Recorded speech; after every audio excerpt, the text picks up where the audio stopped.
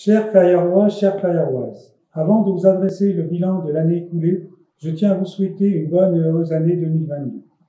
Malgré les contraintes dues à la pandémie, en 2021, les élus, le conseil municipal des enfants et l'ensemble des agents municipaux ont œuvré pour que le vivre ensemble soit une priorité. Les travaux d'entretien et les investissements cette année ont été décidés en ce sens. En quelques mots, voici le bilan des principales réalisations de l'année.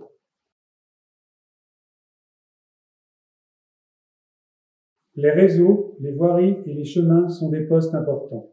Qu'ils soient professionnels, sportifs ou de loisirs, les déplacements doivent être sécurisés par une bonne gestion de l'entretien des voies, des chemins et la création de nouveaux accès piétonniers. En 2021, nous avons réalisé un nouveau sentier dans les jardins de Wandlitz qui mène notamment à la nouvelle aire de jeu, amélioré le sentier de la Roussière, remis en état le réseau des eaux pluviales et la voirie au village de Rue. Assurer la pérennité de ces bâtiments est essentiel pour une municipalité. Les rénovations et les modernisations réalisées ont permis de préserver notre patrimoine pour que les services municipaux et les associations fonctionnent dans de bonnes conditions. La rénovation des salles omnisports et de tennis de table a été terminée. Le clocher de l'église a été refait, comme le toiture du secours catholique et la façade de l'école maternelle Anita Conti. Le sol du périscolaire a été remplacé et des lavabos ont été rajoutés.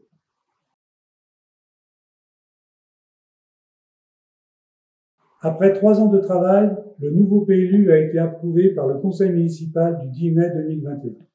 Il permet d'encadrer les projets urbains qui structureront notre commune en tenant compte de leur architecture, de leur impact sur l'environnement et sur le développement durable.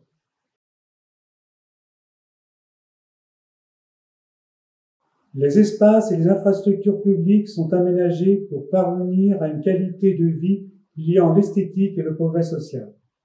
Ces lieux doivent être accessibles à tous et rendre le cadre de vie agréable. Concernant l'accessibilité, nous avons créé des sanitaires pour les personnes à mobilité réduite et modifié l'éclairage extérieur de la maison du temps libre, mis de l'enrobé sur l'ensemble des accès du complexe sportif et commencé les travaux permettant d'avoir un éclairage public sur la voie menant à l'IFACOM. À propos du cadre de vie, nous avons aménagé et commercialisé des terrains au Caillou Blanc-5, commencé la viabilisation de la ZAC du Plessis. Les services techniques ont embelli nos massifs avec des fleurissements multicolores, créé des décorations pour Noël avec des matériaux de récupération.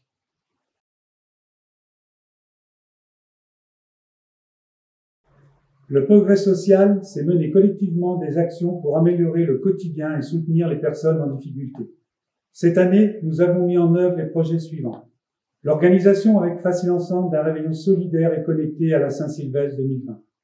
Le dispositif Argent de poche pour nos jeunes de 16 à 17 ans qui s'est révélé un véritable succès.